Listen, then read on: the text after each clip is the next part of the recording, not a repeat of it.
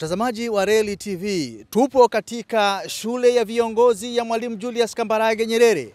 Hapa mkurugenzi mkuu wa shirika la Reli Tanzania ndugu Masanja Kadogosa amekutana na makatibu wa jumuiya za Chama cha Mapinduzi wa ngazi ya mkoa na ngazi ya taifa kuelezea maendeleo ya mradi wa SGR, tulipotoka, tulipo na tunapoelekea.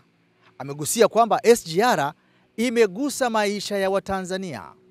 Kwanza tuwashukuru sana wenzetu wa chuo Mwalimu Nyerere Leadership School lakini kwa chama kwa ujumla, Mheshimiwa mwenyekiti mwenyewe ambao ndio Rais wa Jamhuri ya Muungano wa Tanzania, lakini na katibu wetu mkuu Dr. Nchimbi kwa kutupa fursa sisi kama watu wa TRC kuja kutoa mada. Wamekuja wakuu wa taasisi mbalimbali hapa kutoa mada, watu mbalimbali. Sasa sisi tulikuwa na mada yetu ambayo inahusu uongozi unaogusa maisha, unaogusa watu. Kwa kitu kifanya kikubwa hapa ni kwamba tulikuwa tunazungumzia kuhusu utekelezaji wa ilani ya Chama cha Mapinduzi kwa maana ya ujenzi wa SGR, na upande mwingine ni namna kwa kiasi gani ujenzi wa SGR au kuanza kazi kwa SGR imegusa maisha ya wananchi. Ukiangalia mpaka sasa hivi tumesafisha zaidi ya watu milioni 2.5 plus. Hao ni watu wamesafiri na train. Lakini maana yake kubwa ni nini? Unapoangalia average ya kusave muda, kwa maana kati ya Dar es Salaam mpaka Dodoma unazungumzia masaa 7-8.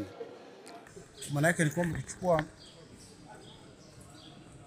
watu milioni 2.5 mara 7 unaweza kukuta unazungumzia zaidi ya masaa milioni 17. Kwa muda huu hata mwaka hatujamaliza.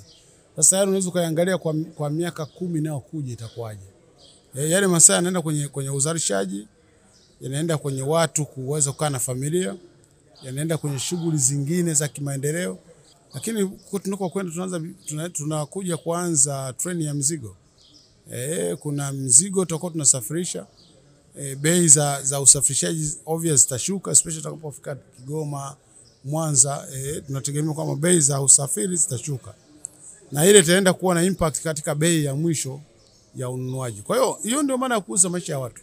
Katibu mkuu wa Jumuiya ya Wazazi Taifa, Mheshimiwa Ali Hapi, anatoa pongezi kwa serikali ya awamu ya 6 kufanya maamuzi thabiti kuhakikisha kwamba mradi wa SGR unakamilika.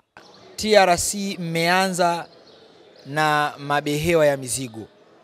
Kwa maana hiyo, wafanya biashara wa Dodoma, wafanya biashara wa Dar es Salaam wataweza kusafirisha mizigo yao kupitia treni yetu na reli yetu ya SGR.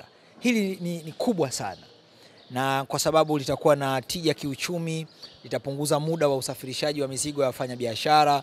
Kwa hiyo biashara zitakuwa, biashara zitashamiri, ajira zitapatikana, mitaji ya watu itakuwa. Na sasa mnakwenda katika treni za mjini, ambako sasa jiji la Dar es Salaam litakuwa na treni ambazo zitakuwa zinazunguka ndani ya mkoa wa Dar es Salaam.